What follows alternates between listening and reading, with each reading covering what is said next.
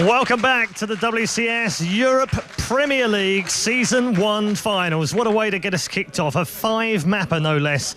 And it's Dimaga that advances on to the semi-finals and makes an appearance in the Season 1 finals in Korea. We will be able to find out in our next matchup who joins him in the semi-final, but let's just take a quick look at the bracket to show you what we've got coming up for the rest of the day. As you can see right now, TLO versus MVP is next up. The winner plays Dimaga. Lucifron versus 4GG in the all-Terran battle, and then Stefano against the legend killer and the last Protoss alive in the tournament, Mr. Baby Knight. That's what we've got ahead of us, with more action to come than you can shake a StarCraft Zergling at. Next up, though, it's TLO versus MVP. The crowd here, they know all about TLO.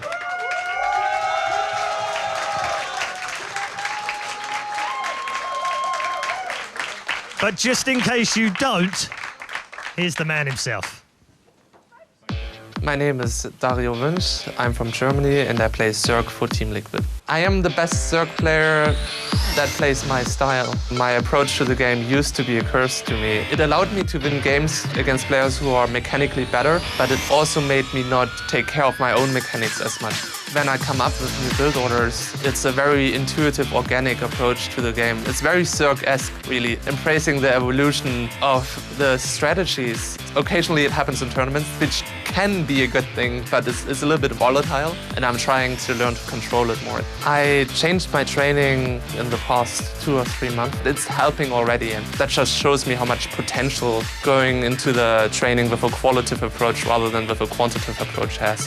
4GG is the player I played the most games against in 2013, so we both know our styles in and out. That is so much firepower there, TLO's been surprised by this, Glorious. He wasn't ready at all. There's no Bailey's morphing, there's 18 Zerglings coming, but what are they going to do? They can't get into this. When I lost my first game against 4GG, I kinda gained confidence from that in a weird way. When my mind didn't panic and when I collected myself after that game, I knew I have a really good chance to win the entire group. MMA and 4GG are the more dangerous players, even though Sherlock has a very strange style which could have thrown me off. However, knowing that he prefers mech over bioplay gave me a big edge in my game. I think you can only really play mech if you also play bio. I just countered mech from the very beginning of the game. But the Broodlords are uncontested. There is nothing to deal with them, but the queens are the big savers here. All he has to do is kill off the last remaining Thors. It even happened in the game, I was already winning, basically.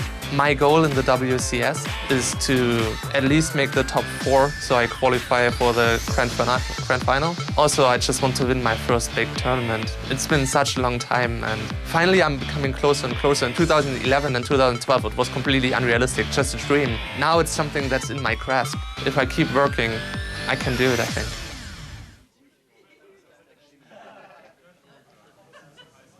So plenty of fan favourites here in Cologne for the hometown hero TLO. Is he going to make his first big final in StarCraft 2 Heart of the Swarm? We'll find out over the next 2 days. He goes head-to-head against a 4-time GSL champion. It is an amazing feat already in Wings of Liberty, but he hasn't delivered yet in Heart of the Swarm. It is the one and only MVP. 네, 제 이름은 정종현이고요. 저는 한국에서 왔고 팀은 LGIM 팀이고 종족은 테란을 하고 있습니다. 제가 유럽에 왔을 때 항상 대회 성적이 좋아서 유럽을 선택했고 예전부터 뭐랄까 유럽이 저한테 잘 맞는 것 같아요. 생활 패턴이라든지 먹는 거나 그런 거 생활 모든 게 다 잘 맞는 것 같아서 유럽으로 선택했어요. 일단 한국은 레더를 굉장히 많이 하는데 유럽 선수들은 레더를 별로 안 하고 쉬는 시간에만 레더를 하는 것 같고요. 한국인들은 거의 레더로만 연습을 해서 레더 서치할 때 좀 한국은 되게 빨리 잡히는데 유럽은 좀 늦게 잡히는 것 같아요. 제 플레이 스타일은 일단 공격적일 땐 공격적이고 방어적일 땐 방어적이라 상대가 예측할 수 없는 그런 스타일인 것 같아요. Oh, but there's so much firepower here. He lands storms across all of these siege tanks. It's pretty good. The siege tanks can't move out of that. He's going to be able to bust a few of the siege tanks as well as the bunkers, but I don't know whether there's enough gateway units here to deal with this, as the bio reinforcements were 134 supply against 88. 예전에 비해서는 많이 지금 못하고 있는 상태인데 이번에 우승해서 다시 세계 최고가 되려고. MVP is making this look easy. 100 supply difference. dominating. This is annihilation. This is simply one-sided. It is MVP. Amazing, amazing play thus far. 일단 부상 몸이 안 좋아서 게임도 오래 쉬고 그렇게 쉬다 보니까 실력도 떨어지고 실력이 떨어지다 보니까 연습도 더 안 하게 되고 이렇게 악순환이 반복돼서 실력이 지금 많이 줄은 상태고 이제 앞으로는 연습 열심히 해서 다시 우승하고 싶어요.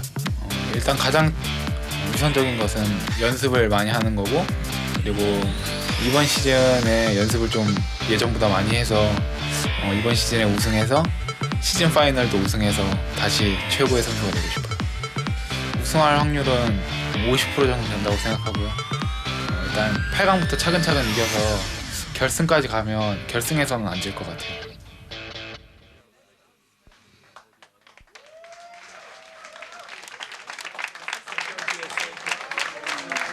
One of the main men in Wings of Liberty, a man who won multiple tournaments all around the world, is going head-to-head with a man who is yet to win his first major. How's it going to turn out? Well, it's about to take place, but first of all, let's have a quick look at their run-through of WCS Season 1.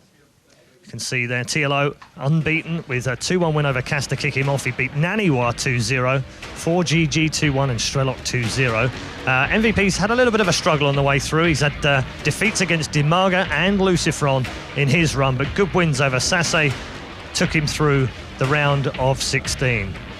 You can see his earnings on the screen, 343,000, by far dwarfing the amount of money won by TLO. But that matters not right now, because it's time for game number 2 in the quarterfinals of WCS Europe Season 1 finals. It's over to your commentary team, Kalaris and Todd. Thanks very much, Paul, as we now have our second quarterfinal here for the WCS Europe Season 1 finals. We're Todd, back. Yeah, the reunion has begun. And ever since then, you've qualified for Premier. Yes. I didn't want you to, partially. Really? Okay, I did, but didn't. Anyway, so we do now have our first series, our first games on the way in just a little bit. MVP versus TLO. Map vetoes will commence here. And TLO, I believe he gets the first pick. Yeah, I had a very interesting chat with TLO before, and he was mentioning to me that it was very important for him to get the first pick. So that's what he's gonna go for here.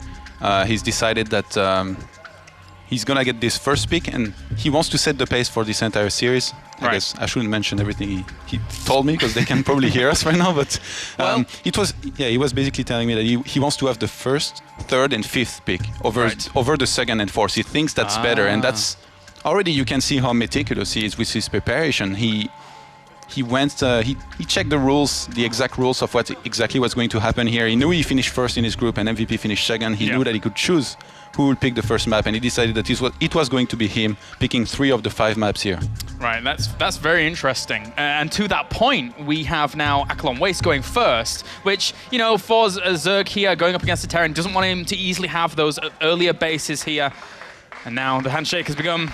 Mr. TLO walks over and sits down, as does MVP, getting ready to go here for our second quarterfinal even. TLO's portrait looks so intimidating behind him. Imagine MVP glimpses during the game, he's like, shh. Well, the thing is, though, is that me and Apollo were discussing this in the round of 16, that MVP has this air about him, just this presence, that he's MVP. Yes. You can, as much as TLO is coming into this well-prepared, well-versed against Terrans, betting against MVP 9 times out of 10 will put you down. If Terran players were an army, I think MVP would be the general. Yeah, you're right, just commanding everyone around. And there would be only one more general, the Panzer General Goody. Really, he only gets the tanks over to the other side. Poor guy. But now we have our maps here: Star Station, Neoplanet S, Newkirk Precinct, Whirlwind, and Daybreak. And as you said before, Star Station, Newkirk Precinct, and Daybreak are TLO's map picks. And that means that TLO didn't just go into this with the mind of, I'm going to take this 3-0, I'm going to take this 3-1. He is planned for every single map here regarding this. Yes, and I like the pick Star Station as first map. It's a very open map. Drops can be very strong, but the third base is very open. So if TLO chooses to go for some early on aggression, which we've seen him do in every single game, it could go very well for him from there. MVP, on the other hand, he's a player who usually plays fairly standard, but he does it so well that it doesn't really matter if you know it or not. He can mix it up, but I'm not sure how much he's going to be willing to in this series here. He mentioned that he was practicing a little bit less, so he might not have the confidence that he used to have to really try and do something very different in each and every game here. What do you think? Well, I mean, it could be. We'll see what MVP wants to do here, but we actually have some insight into what these players think into this first best of 5 for them. So let's check that out. 우승할 확률은 한 50% 정도 된다고 생각하고요.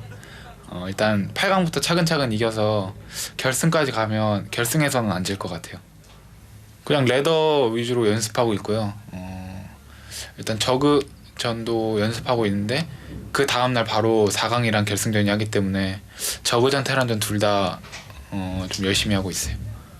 별 감흥은 없었고요. 그냥 저도 8강에서 제일 쉬운 상대라고 생각하거든요. TLO가. 그래서 저도 기뻐요.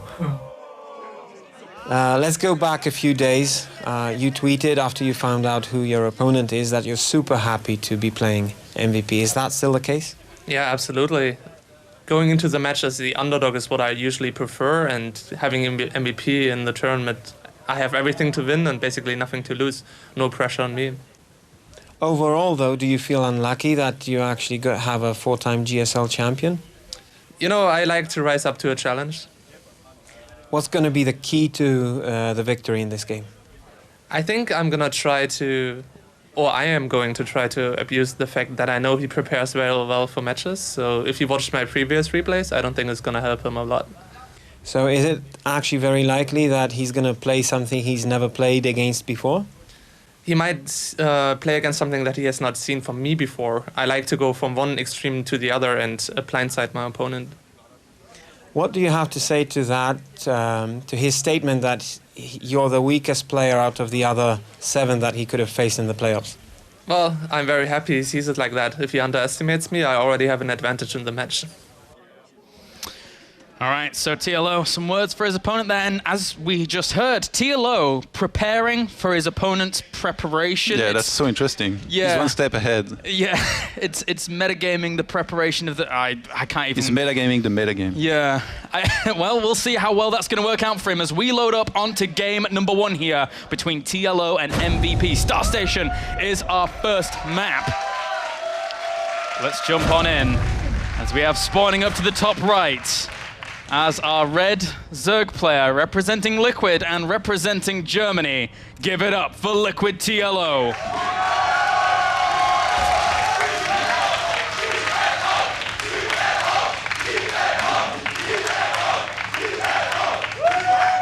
I let the crowd do the talking. And spawning down to the bottom left as our blue Terran representing LGIM, representing Korea. Give it up for MVP. This is TLO's map. He picked this first map to open the series. Now, he's talked about how he knew that MVP likes to prepare for his opponents, and TLO basically prepared for the preparation of MVP. Yeah. You still following? I am following you. Keep going. So TLO from there, he mentioned to me that he was already, early in these games, he was going to scout differently than he usually does, because he knew that MVP would watch his VODs and his replays. He told me that he would send his overlords through different directions to make sure that MVP did not watch one of his replays and does not try to proxy in a corner where usually no overlord will fly through. Wow. That's super interesting, I think. That really is. That is just absolutely meticulous planning there by TLO, trying to deal with the preparation of MVP, who is well renowned in this kind of setup of a tournament. He is arguably the best player of all time in a setup like this. When preparing for an opponent, when being able to study for an opponent, and especially in long drawn out series, MVP hardly ever lost. Now going up against TLO, TLO has a tall order on his hands, but if there's anybody to take MVP out right now in the round of 8, it could definitely be TLO. Yeah, definitely. MVP, he's going to go for the command center first here, and I like the choice of not putting it down his ramp here, because we know TLO can be a bit of a wild player, wild card sometimes. He can really go for those early on aggressions to try and either set the pace for the series or really surprise his opponent. So MVP is going to play it safe. He just walls off with his command center and his barracks. Not gonna play risky in this earlier stage of this game, at least.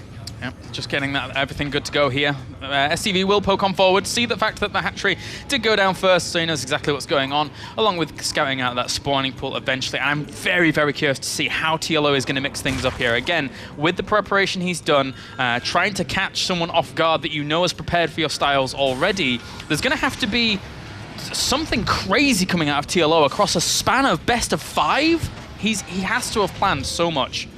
And TLO scouting so far has been very minimal. I mean, he sent his overlord across the map. Remember, this is only cross map. He hasn't been able to spot anything yet. He's not going to know that this is a command center first for some time. His second overlord scouted towards the 12 o'clock base, but then it came back to his natural. He's left his third overlord at his third base. So he doesn't have a great map vision yet, but I mean, he doesn't really need it since MVP went for the command center first. But TLO, he should realize soon exactly what he's up against so that he can start preparing something different than he might have otherwise. Yeah. He might have a build prepared no matter what he's facing, but it's always better to at least have the information in this case. Yeah, you're right. And with that, MVP now, he reveals his command center, so TLO knows that their expansion is down. And then from that point on, after seeing a command center down at that particular time, he knows, even without scouting the factory, the timing of the factory, the timing of the reactors and things like that, that could occur here. And if now he probably realized this was a command center first made in the main. What do you think he's thinking? What should be the following? Well, I mean, technically he could keep it going for oh, you mean for MVP? Yes. Of course. Well, I mean, there's always those Hellions coming along for things like that. But at the same time, we haven't seen too many Korean Terrans really mixing up to the point of Hellbats, but he is actually going to go for that. So MVP opening things up in a very Terran European-esque style. And I was thinking, usually you see Terrans when they go for command center first, lots of the time they go for very quick third command center as well. Yes. But MVP so far is not opted for that. Since he's going for Hellbats, he's going to need Medivacs. So his third command center is going to be very late in this game, or at least later than it would usually be, because he's going to try to inflict some economic damage onto TLO. Remember, we've mentioned it many times, this map very good for drops because of all the dead space around the bases. And TLO is going to have to be very careful. He needs to be aware that this is coming if he wants to have a very good shot at holding it. If you don't know, if you just see a Medivac headed to your base, you're not necessarily going to be sure what's in it. And a Baneling Nest actually goes down pretty quickly here for TLO. So just trying to hold off a little bit of aggression from MVP, maybe. Baneling's pretty good against Hellbats once they actually come along, as they do start production now. There's the medevac on the way as well. And we've spoken to TLO time and time again, especially in the round of 16, where he was elaborating to the fact that he feels pretty comfortable against Hellbats. So if he does, we haven't seen them against him too much so far in WCSC. We're going to see how he deals with them here. This is one of those statements that he can only live to regret. Yeah. Either he shuts it down, it's like, well, good for you, or he takes a lot of damage and then, yeah, that hurts. All right, so killing off a few creep tumors, or at least one, and we'll now try and push that forwards once again. Stim has started up along with Marauder production, so Marauder Hellbats here to kick things off, just in case TLO goes for some roaches. I really like, oh, we have a tweet from Rog SC2 here. WCS EU is amazing, but why has no one pointed out that White Rice is their bartender? White Rice is awesome, man. He's making drinks for everyone. I'm worried. I'll be honest with you. Why, man? He's very good at it. Yeah. Maybe not better than at barbecue, but still pretty good. He's good with the barbecue as well. All right, MVP looking to do some damage here. No spines down, but TL reacts in perfect time to actually bring those drones away from that mineral line, but he's just going to boost, try and go in the main. And looks like he might end up doing some damage here. Queen trying to deal with this, along with the Lings coming back to clean that up. And TLO doing very, very nicely there. And he's actually positioning himself with a ton of Lings. They're actually going to get in. Oh, the supply depot is raised. They could get in the main. There is no wall at the ramp here. Oh, there is a wall, and it's called Hellbats. Whoa. TLO not being able to get into the main here. Those Hellbats and that Marauder position themselves just in time to deal with that. Those Hellbats also being tanked for the SCVs. But he killed 8 SCVs in the process. The bunker went down as well. A great attack there, but MVP still applying some counter pressure at the third base. Very, very vulnerable, trying to clean up those Hellbats in the natural. But that third base could end up dying if he's not careful. Oh, and TLO defended very well at his natural against the Hellbats. I don't think he lost much there. He lost 15 drones in total, but could have been a lot more. He's trying to fight those units off at his third base, but he's losing a lot. Hellbats do very, very well against that many Lings. The one Baneling that was in there really didn't get the connection it wanted to either. That hatchery is falling pretty darn low here. Don't think he's going to be able to kill it off fully, though, unless these Zerglings get completely toasted to bits by those Hellbats. And for now, it's so close. Is he going to be able to hold this base? Yeah, I don't think so, but I mean, even if he did, he's lost 15 drones, which, as I said, could have been worse, but MVP. He's got 8 more Lings in production, but he goes down before anything can happen. Wow. A great pickup there from MVP. Just scrappy engagements, and he's holding his own at the front. These 2 queens, where are these 2 queens going? No, one of them dies off, second one does as well. They're going straight to Zerg heaven. That must have taken them so long to go across the entirety of the map, but once again, Hellbats get cleaned up as well as those Marauders in the main. Oh, the Medivac with 6 hit points will escape as the Queen was dying on the other side of the map. Yeah, imagine if the Queen was there to shut that down. Oh, well. Yeah. You know, TLO, he had great creep spread in this game. I really like that about the way he played it, but he didn't have overlords around his main, so those drops, they surprised him. The way they arrived, where they dropped, and MVP, he was able to apply enough pressure that he's going to be able to secure himself a fairly quick third commentator, given the situation, given the fact he's only attacking and killing so much. Oh my god, this is such a scary attack. Yeah, this is just counter after counter from both players here. Those Hellbats are going to do a lot of damage, but still the Lings, will they be able to get into that natural? They're swinging on in now while these Hellbats try to do the damage, and it's not sealed once again. Will the 2 Hellbats be able to actually shut all of this down? The Lings get a good surround on everything, but still so many Lings end up dying off. The reinforcements should eventually be able to shut that down, whilst a lot of damage is being done here by MVP at the very front. His army supply, 86 to 16 right now. Yeah, and TLO is all in here. TLO is all in. He cancelled the tech, he has no evos, and he's just going to lose right there, I think. Yeah, all those drones as well, completely roasted. And unfortunately for TLO, there you go. GG, game number 1 goes to MVP. And now we only have to wonder, how is TLO going to now stride into the next games? What has he prepared here, going up against a preparation master? Yeah, and it's going to be MVP's map next. TLO, Star Station was his map, and really, I think the biggest mistake he made here was not having overlords around his base. He had great creep spread, but not seeing where those medivacs come from, not seeing exactly where they drop.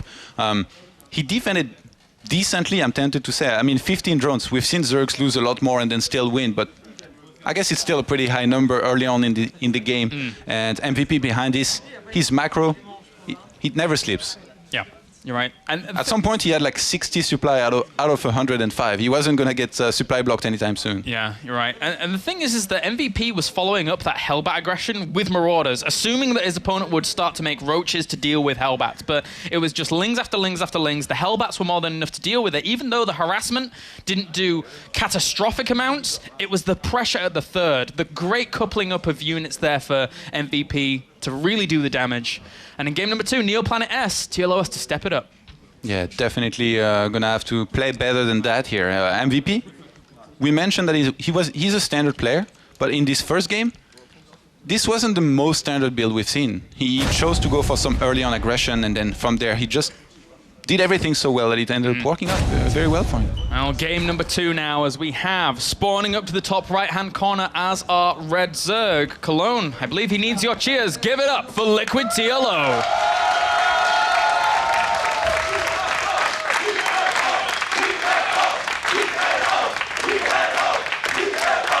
And spawning down to the bottom left as our Blue Terran. Currently 1 game up. Give it up for MVP. Now, MVP, he opened with the command center first on Star Station. It's only cross-map. I like the way that went for him. Obviously, he won. And I like the idea behind it. Playing it fairly safe, going for a build order he knew he couldn't die early on with, and then going for a very precise build. So now, on Neoplanet, I don't think we're going to be seeing command center first. There is this possibility, but it's much less likely. Oh, wait, he's sending his SCV back. As I say that. Oh. But usually on Neoplanet, you see the Terrans play a little bit more standard and straight-up game. But yeah, it does look like MVP wants to go for the command center first here, actually. So playing a bit of mind games here. I mean, there is no completely clear counter with which you can kill this every single time. Even if your opponent goes for command center first, as long as he makes it up the ramp, he can get Marines and defend against any kind of rushes. It's going to be very hard for TLO to counter this, especially given the fact that you can't know in advance if your opponent is going to do it. So usually you wouldn't see players take the risk to try and counter this blindly. And to your point about that you brought up at the very, very beginning of this series, TLO sending his initial Overlord in a little bit of an interesting direction here, sending it over to his third and then down to the towards his opponent's natural. But so really kind of making sure that he doesn't lose them, for example, spotting that location, seeing if there were any kind of proxies, for example. Good moves there by TLO, but... Yeah, and TLO, preparing for that, preparing for the possibility of MVP proxying. He's almost hoping that MVP will proxy, but sadly for him, so far in this series, it's the opposite. Yeah. He's opening with a command center instead of 2 barracks. So TLO not so fortunate so far with the way things have been going, but at least he's going to be alive early on in this game and kicking things here. He's not made a guess yet, so he might go into a few queens into a quicker third maybe on this map, but I don't know. I really like his creep threat the previous game. As I said, it was the overlords that lacked. On this map, it's going to be less important because there aren't that much dead space around the bases.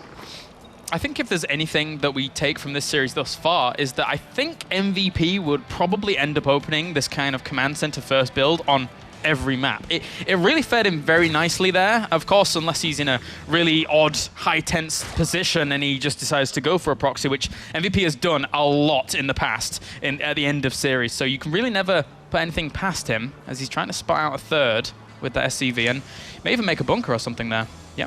Nope. eBay usually. Yeah. Then you can cancel later on, but a TLO will find that. And again, TLO is going to see the timing on that second command center landing at the expansion. He's going to know exactly what he's up against, and then from there he can choose what to go for. But MVP so far, he's opened the same way. Do you think we're going to see Hellbats again? I think we could do. It works out really nicely for him in game number 1. He may just go into Hellions and then into either Widowmine defense or something like that, which would work out quite nicely against what we saw from TLO in game number 1 as well. So he has a lot of options available to him right now, as he does have his second gas up and running. In previous game, I thought that 15 drones is not the highest that you can get, but the thing is, usually it would not be, because the Zerg can just drone right back behind this. But MVP, he kept on applying so much pressure. He dropped in the main, he dropped in the natural, he attacked at the third same time. He forced TLO to make units behind this. So he told him, I'm going to weaken your economy, and then I'm not going to let you rebuild it in the meantime. I'm going to keep on applying pressure to you. And that's why it worked out so well. MVP, he was in perfect control, and yeah, he's going to open the same way here. The armory goes down. And the thing is that to what you've just mentioned, this in game 1 worked really, really well. Not just in a harassment way, but also a direct engagement way. So MVP might take that from game number 1 and say, I'm going to do a very, very similar thing. I'm going to go to your third with the similar construction of units here, and then from that point on, pressure you. And if TLO sticks on just Lings alone, it can be very, very difficult to hold off. Yeah, and also TLO, again, his overmap presence on the map is not the greatest. He has actually one now entering MVP's main. He might be able to realize that this is going to be the same opener, because he sees the quick starport and he doesn't reveal that he saw it. He did not reveal that. I think he pulled back on time so that MVP won't know. So TLO from there, he can start preparing in his own way. He chooses to throw down the double evolution chamber. No roach run yet, and he's getting a spore. Yeah, Spine and Spores are the natural there, trying to help out against this kind of eventual drop play that will end up coming along. But MVP for now is going to start poking around with these initial Hellions. Very, very irritating with those. And the Baneling Nest once again does go down for TLO. So he's going to try and hold on with Ling, Baneling, and a little bit of static defense. The adaptation there from TLO from game 1 to game 2 is very evident in that static. Yes, and I'm surprised he doesn't go for roaches. It would definitely help defend against this, but MVP already starting the Marauder production here. He wants to be very safe. It's exactly the same as game number 1. Pack as well. Yeah, trying to get that out where he can, so he can transition onto maybe that bio play later on, as that first drop does come out across the map. And I don't think it will be spotted until very late. Luckily for him, TLO, he knows about it. But imagine this Medivac got into the main, where there is only one queen right now. Only Lynx will be able to come and defend. It does look like MVP wants to go for the third here. And he's going to drop those Hellbats as well, along with the Hellions. It's actually a fantastic synergy that Hellbats and Hellions have with one another. Those Lynx trying to get this round. Will they be able to get the Hellions in the back? No, they will not. The Hellbats also doing a lot of damage to them as well. These Queens really need to hold on, but he focused this one down. Great control with those Hellions to not only save them from the Lings initially, but also kill off that Queen. But still he pushes him back. The Queen's focused down the Medivac. Good defense there by TLO. Yeah, pulling back the Queen, sending in those Lynx against all of those units. Splitting his Queens pretty well. No... Those Hellbats, they never got any really good area damage against those Zerglings. And wow, TLO, he sent his overlord all the way inside the main of MVP in the meantime, so he's going to be able to spot that Steam Pack is being researched. 2 extra barracks were made just below that. MVP doesn't even care that TLO knows. He's got 8 Overlords in production right now. If he actually produces a huge flood of units from this point on, he could hit something really, really strong. But at the same time, his upgrades are going to be great in comparison to MVP's. And because he only has Marauders and not that many Marines, Ling Baneling could actually shred that up pretty nicely as long as the Hellbats are out of position. Even Massling. Yeah. And, well, the Queen will be met out of position here. It's going to fall. MVP's army is quite scary here. TLO, he needs to make only units from there. He has 18 Zerglings on the way, 5 Banelings, but MVP will hit directly. He's trying to remove... Oh, he sees the Banelings. MVP is going to have to split very well here, even maybe pick up into those medivacs. And because the layer's not done, Centrifugal Hooks is not here either, so those Banelings are going to have a hard time really getting the connections that they really want to, especially with MVP splitting himself so well. Army supply 40 to 30 in favor of MVP right now. The Banelings connect, but with a lot of Marauders at the front, not really doing a whole lot. More reinforcements come along here for MVP. It looks like he's going to take out this third base. He's so well positioned and fortified here. Yeah, and the drones, they are hiding in a closet here on the top left. They are hoping that TLO can hold this, but it doesn't look right now like he can. He's surrounding with his Zerglings. Oh, he tries to transfuse his hatchery, but it dies off anyway. The Zerglings get roasted up by the Hellbats, and MVP, once again in game number 2, applying great pressure. The drone's trying to get away. Oh, they did. Bless him. And he's going to throw down that hatchery as well once again. If MVP had seen that, he just could have just moved in there and he would have killed all of those. But now TLO, he's only lost the hatchery. Well, I guess he lost his entire army, but it wasn't that much. Behind this, he still has a very decent drone count, 53 against 55. He's obviously behind as we have a Viking starting to kill some of these overlords down on the map by MVP on the left-hand side. He's already got one. He should be able to get the second one. He's actually queued right on top of it. So. And the thing is that with the Spire going down to Centrifugal Hooks right now, because he's only on 4 gases, he's going to be pretty starved in terms of getting this composition fully up and running, whilst MVP now takes his third, gets all of his bio going. Ling did spot that, but for TLO, he can't really do too much about that right now. Yeah, and MVP just scanned the main of TLO just now, so he's going to be able to know that there are Mutas on the way, unless TLO cancels, but then what does he go into from there? He's got very few options right now, as you rightly pointed out. It's 54 army supply against 30. That will jump up a little bit for TLO once he gets a few more minerals in, so he can kind of equalize out that mineral to gas with the Spire now finishing and getting up and running. But MVP's macro is not going to slip. The Zerglings try and do some damage at the third base, but MVP's all over it. Yeah, MVP's brought himself up to 5 barracks. 4 of those have a reactor on them, so he's going very marine heavy. He's getting a second factory now, so I think he wants to go very marine and mine heavy, keep on applying pressure to his opponents, try to do some economic damage if he can, and then from there finish it. Now he already got his third, he's going to start throwing down the bunker. Oh, TLO, does he go for a fight here? I don't think he should. He should wait until MVP steps on the creep, try to get a good surround. TLO is finally saturated on his third base again. He's a little bit behind on the worker count. This army of MVP right now is so strong with those Widow Mines in tow as well. He doesn't have drilling claws, so he can't position himself as quickly as he would like to, but all the scans for MVP reveal exactly where his opponent is. Widow Mines are positioned very nicely as well. Slowly but surely, MVP is moving into his opponent's natural here, and TLO is running out of time. He needs to make something happen right now. He's going to try with a few Zerglings. Great split from those Zerglings to actually soak up some of those Widow Mines, and good connections as well with the Banelings. He's going to clean this up. That was really impressive. Yeah, and the Evo with the 2 attack upgrade and it died here. The 2 armor is still on the way, but it's very low on hit points. It looks like TLO wants to counter-attack here, but look at the supply. MVP has already remade a huge army. Oh, that's so many Marines here. They've got +1 weapons as well, so that's going to help out a lot. 76 army supply to 23 right now. These few Mutalisks, there's even a bunker and missile turrets going down at this position. So it's going to be so difficult here for TLO to try and wiggle around, do some damage with these that he needs. Oh, but those Banelings, will they... Do they need like the best detonation ever to... They do. I think TLO to come back here. But the army supply is just too great for MVP here. 97 against 46 right now. I think he might just crash into that command center, you know. I think he actually might just go for it. He would just get counter-attack. And MVP is moving across the map right now.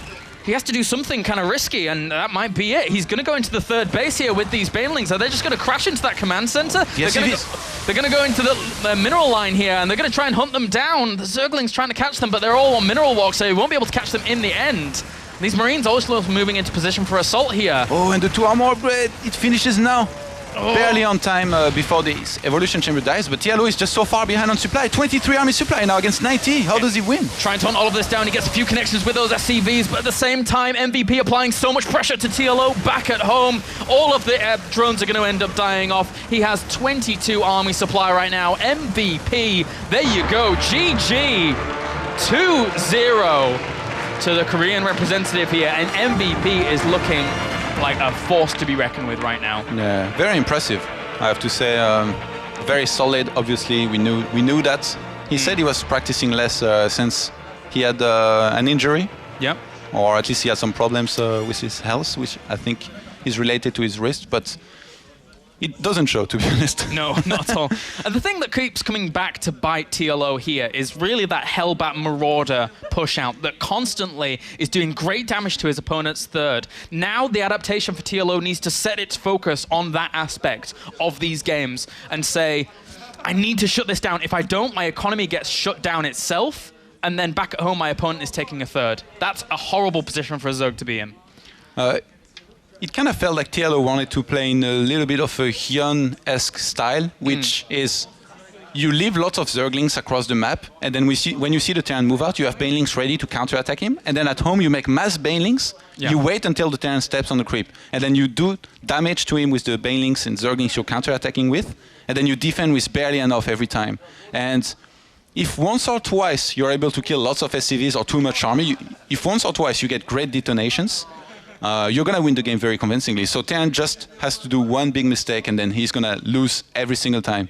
And in the first game, TLO, he was behind after the original attack, but he tried to go for that later on. He didn't work out. He was too behind. And in the second game, just this first attack caught him off guard. There was too much. And I believe we can actually check a replay here. This is the actual players' reactions whilst this is going on, whilst the damage is being done to the third here, at the very end of this game. And TLO... MVP doesn't look impressed. No, but TLO looks really kind of down about that loss in game number 2. And now, from this point on, TLO has to win 3 games back-to-back to try and seal himself a spot in that semi-finals. It's going to be an uphill struggle. MVP in game number 1 and 2 looked great.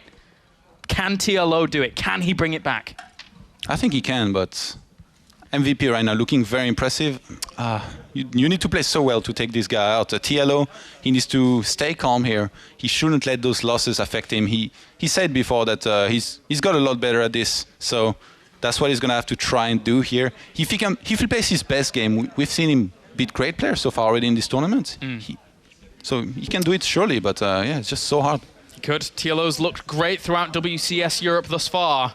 MVP had a little bit of a struggle, but now here, offline, now against TLO with the preparation that he's done, is looking really good. So we now load up into game number 3. New Kirk Precinct is our map as we jump on in here to see if MVP can take it a swift 3-0 or if TLO can bring it back. Here for game number 3. Spawning down to the bottom left-hand corner as our red Zerg. There's the potential that this is the last game for him here in this quarter-final. So he needs your cheers once again, guys. Give it up for Liquid TLO.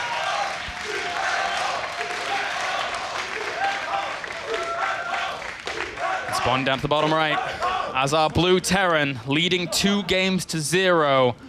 Our Korean representative. Give it up for LGIM MVP. MVP, the general, went for 2 command center first so far. We're now in New Kirk City. You know, in France we say jamais 2 sans 3. It means never 2 without 3. Is this... this is a reverse situation. It's normally me teaching you English, but now it's you teaching me French. Yes. Thanks, man. Thanks. What do you think? I have no clue what you just said. That's what I think. Never 2 without 3.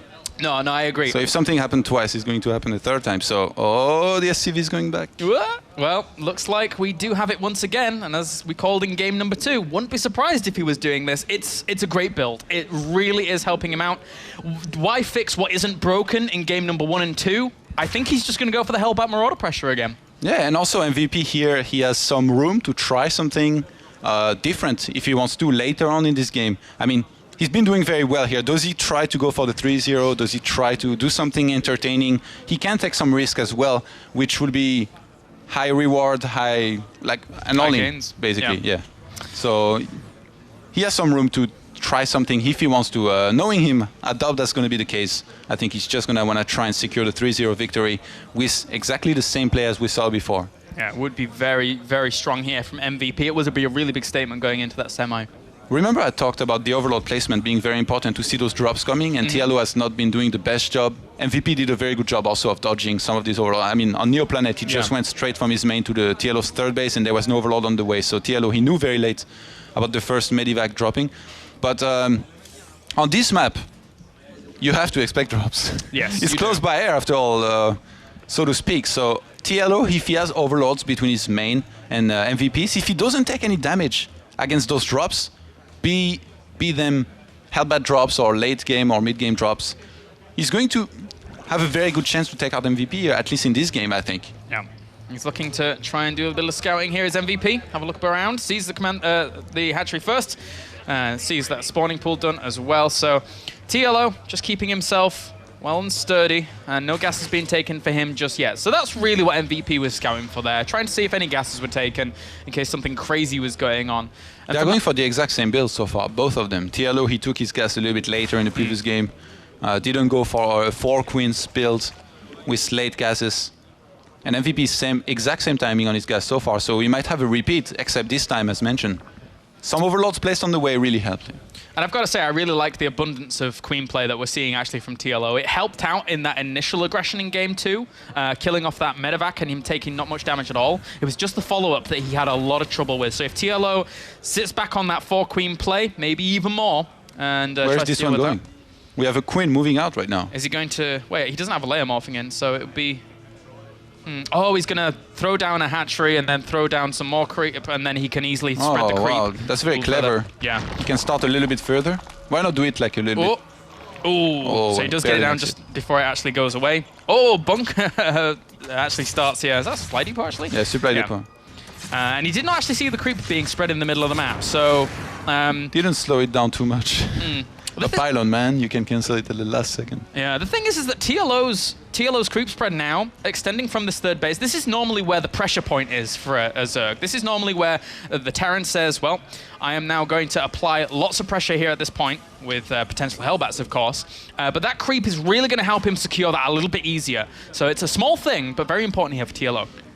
The thing is, on this map, with his overlords, he can spot the drops more easily, but between the main and the third base, if MVP plays the elevator game and just keeps dropping into the main and into the third, it's going to be so hard for TLO. He's going to have to run all the way from his third base through his natural to his main.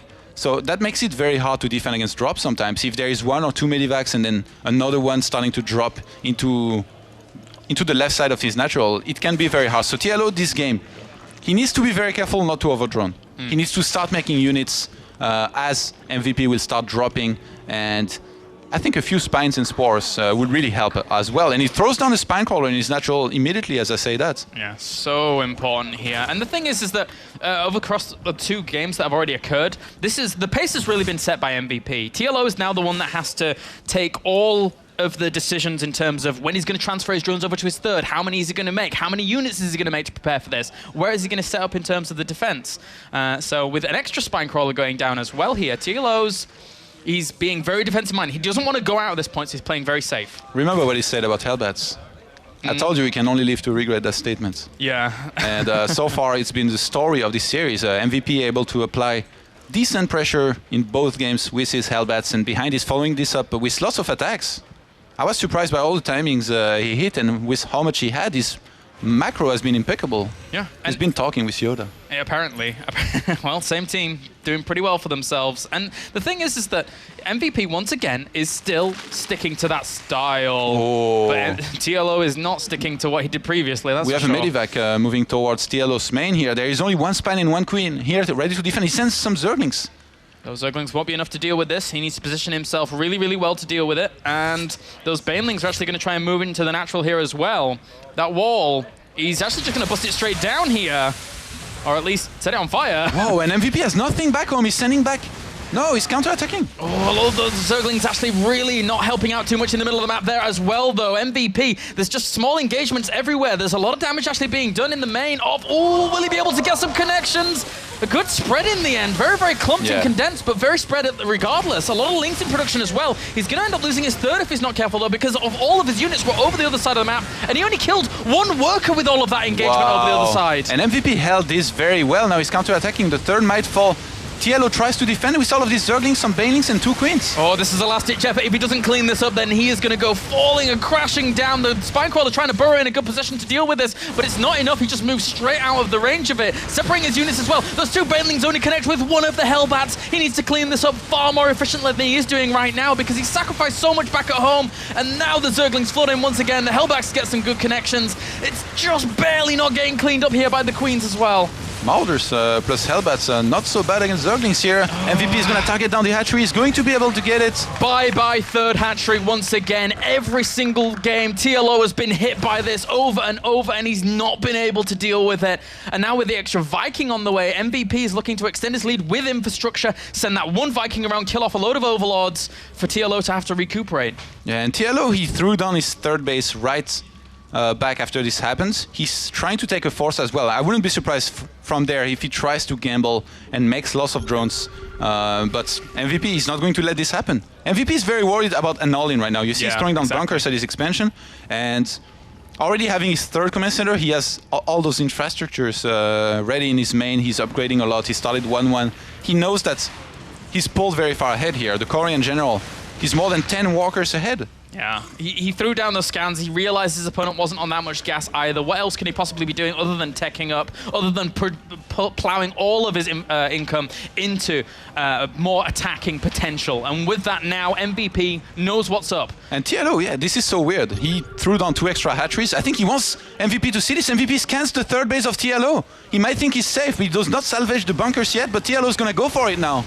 No centrifugal hooks here. Will they be able to close the gap in time? Those bunkers at the back are really, really going to help out here. Those Banelings, there's not really that many of them left to connect with Hellbats, but no, that's not enough. The bunkers at the back really help out MVP, and his army supply right now is 35 to 22. And TLO, he doesn't seem to be able to make up his mind here. He's making some links, but some drones as well. I think he wants to drone up, but he knows that he's about to be attacked. Yeah. He just lost lots of Banelings and Zerglings. He knows that MVP, his production is greater than his right now, because MVP is constantly producing from lots of barracks, factory, and starport as well, whereas TLO, he has to make drones out of his hatcheries and lavas. Yeah, and every ling here at this point counts for TLO. Even just those 4 lings being sacrificed at the front there is actually a bit of a blow here to TLO. Whilst MVP gets his 3rd up and running, his infrastructure is going to be amazing. Resources lost for TLO is double what we're seeing from MVP.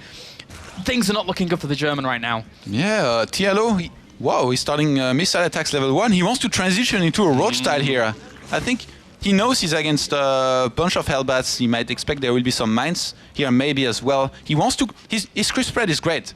So if MVP moves across the map and TLO gets a few great flanks, it might be one of the better options to try and come back in this game. But the supply advantage is just too big right now for MVP. He's going to start moving across the map, and the army supply 64 to 24. You're right. MVP now, he's got an upgrade advantage. He's got that parade advantage. He has so much infrastructure. He's going to produce 10 Marines at any given time and apply pressure to this 3rd. There's almost no way that TLO can hold it. He's supply blocked as well. Only a few rushes on the way. The Banelings try and come in from the back along with these Zerglings. They should be able to clean up this little push, but look at what else is coming across the map. Even more here.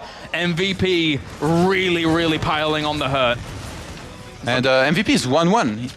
He has so much, 76 against 37. TLO is trying to get as many Banelings as he can. He's just going to evacuate this 3rd base. If he transfers to the 4th, it's going to be okay, but can he hold this attack? There's just so much here from MVP. He needs more and more roaches here. Even behind this, MVP is still amassing up a pretty strong force. He actually has 45 Marines out on the field right now. The Marines actually push on forwards once again. The Banelings do not have centrifugal hooks. They don't get the connections that they want. These Marines and Hellbats probably will get cleaned up in the end. And that's good as he forces him away with the pickup. And he does have that 3rd base up to the top left, but again, the army and the drop potential here for MVP is so strong. And look at MVP's resupply behind. It's beautiful. He's got lots of Hellbats, lots of Marines. He's made a few bunkers. He's very aware of the possibility of a counterattack from TLO, which is what I talked about earlier. Yeah. He wanted to play it very safe, so he threw down 2 bunkers. He's going to go for a 4th command center. Right now he's dropping. He's not going to be able to achieve much with this, but with 2-2 seconds from finishing, I guess around 50 seconds from finishing, against 1-1 only for the Zerg player, MVP should be able to finish this game here in a minute. TLO, 120 supply against 164. Again, he's playing catch-up here. And so far, he's not doing too bad, but MVP, he keeps on pulling ahead with every single one of those attacks. does, and with that, the upgrade advantage as well, really helping him out. Centrifugal hooks now starts, but it's not going to be out in time. MVP is deciding now that this is it. He's going to push across the map with a pretty strong force. In fact, he's leaving a little bit of it behind as well, just trying to slowly but surely poke away at his opponent. There is a drop heading into the main as well here, trying to do some damage, trying to draw TLO thin. Army supplies, 120 to 83 right now. TLO's going to have a really hard time dealing with this. And MVP is scanning a lot here, removing lots of those crypt tumors. He knows that if those Banelings are not on those crypt tumors, he's going to be able to split better. And these triple-pronged attacks are just too much for TLO to deal with. He doesn't even have the army value to actually fully accumulate all of this defense that he needs to. He pushes away the drop in the main, that's very, very good. And he pushed away the drop at the third as well. But this damage in the middle is being very annoying. Now that MVP's maxed, he could bring everything with him if he wants to while securing the fourth. I absolutely love here that he didn't commit. He dropped 2 places at once with, I guess you can call this his main army, but he's not even close to being his main army because it's only a small portion of his army in the middle of the map. He removed lots of those crypt tumors in the meantime. Yeah. He just used those drops to buy himself some time. Look, see, he's scanning again. If there is no crypt tumors, it's going to be so hard for TLO to fight on open grounds and take the win here. He finally has centrifugal hooks, but he's not going to have the speed to really engage as well as he wants. Credit where credit's due. The army supply is 105 to 128, so TLO has got himself up a very, very strong army as well. He's going to push him from either side. Clear Reconstitution not done, though, so those roaches are going to have a much harder time of closing the gap, along with the upgrade advantage there as well for MVP. GG! And MVP storms onto the round of 4 here, defeating the hometown hero, Mr. TLO. Yeah, pretty sad for TLO, but MVP. Today we know which MVP showed up, I guess. Yeah. Sometimes you see MVP having a little bit of a harder time. TLO obviously very sad about the loss here, but he had a great road to come here. He played very impressively the entire tournament up to this point. MVP, he secures himself a spot in Korea. TLO here. Devastated at that loss. But in the end, he still has another shot to go to Korea. He still has that 5th place decider bracket. And have you ever seen videos on How to Basic? If you haven't seen them, you can look them up. But basically, that's what MVP did there. He How to Basic TVZ. How to Basic? How to Basic. You should check out those videos, and you can. Will I be disappointed? No, you won't be. He How to Basic TVZ just there. So that means now that we know our first 2 players moving on to the round of 4 in the form of Happy and MVP. And actually, those guys are going to play each other in the round of 4 now. Demaga and what am I on about? Demaga and MVP. I've got this thing in my head as if I was like, well, I thought Happy was just going to win. But Demaga versus MVP. And that is actually a rematch from the very beginning of WCS round of 32, where Demaga was able to arguably steamroll MVP. Yeah, but considering how MVP looked here... Yeah. Ooh, scary stuff. Yeah, I would be scared if I was Demaga. Demaga is never scared of anybody. No, apparently. All right, guys, we're going to send it over to an interview with the victor, Mr. MVP and Red Eye. Thanks very much, guys. Yes, with the winner and the man who has rekindled some form from Wings of Liberty into Heart of the Swarm, finally showing us what he's made of. MVP, congratulations, well done. You're through to the quarterfinals, and you're also through to going home to Korea at the end of the season. Talk us through the 3 games. Hellbats played a major role in it, and it seemed quite straightforward, was it? 그냥 경기 얘기해주라고 그냥 헬벳. 일단 헬벳이 저글링한테 굉장히 강력해가지고 초중반에 테란 유닛 중에는 가장 괜찮은 것 같아서 이 빌드 위주로 사용했고 그래서 좀 손쉽게 이긴 것 같아요. Well, actually, Hellbats are really good against Zerglings, and so Hellbats as early units are really good. So, and through the Hellbats he got an early advantage always. That's why he kind of won easily. Okay, talk about what you did coming into this, because from my point of view and from many people's point of view, this kind of setup where you have time to study your other player and you have best of 5 seems to suit you really well. 아, 너 지금 여기 무슨 연습했는지, 여기 TLO랑 대회하기 전에 무슨 어떻게 연습했는지, 그리고 지금 TLO가 너 상대방 누구인지 알면 정말 준비 잘 된다고 맞는지 그냥 누구 상대인지 알면. 일단 레더 위주로 연습을 많이 했고, 그리고 어제 저녁에 MC 저그랑 한 3판 정도 한 게 도움이 많이 된 것 같고요. 그리고 뭐 상대를 알면 아무래도 스타일 같은 측면을 파악할 수 있기 때문에 좀 더 편한 것 같아요. But actually, when he knows his opponent, it's easier for him to find out like the weak and strengths. And he trained a lot of ladder. He played a lot of ladder games. And yesterday evening, he played against MC 3 games against MC Zerg, and that helped him a lot. Okay, one final question. Dimaga is next. You've seen how well he played against Happy. How have you prepared for the possibility of playing Dimaga, and how do you think the game will go? 너 디마그랑 붙은지 생각했는지 그리고 어떻게 준비할 건지 어떻게 생각하나요? 해피 선수가 레드에서 굉장히 상위권이라서 해피 선수가 올라오지 않을까라는 생각을 했는데 디마가 선수랑 만나게 돼서 예상은 못했어요. 근데 만나게 돼서 굉장히 좋고 디마가 선수의 팬분들의 환호가 워낙 크기 때문에 좀 위축될 것 같아요. Well, actually, Happy is he met Happy several times in the ladder, and he's playing amazingly. So he's actually thought that Happy gonna advance against Dimaga. He never thought about that Dimaga gonna make it, but after seeing him play and seeing all the people here cheering for him and stuff, it's gonna be a lot of fun playing against him. It absolutely is. Leaves me with one thing to present you, which is your boarding pass for Korea.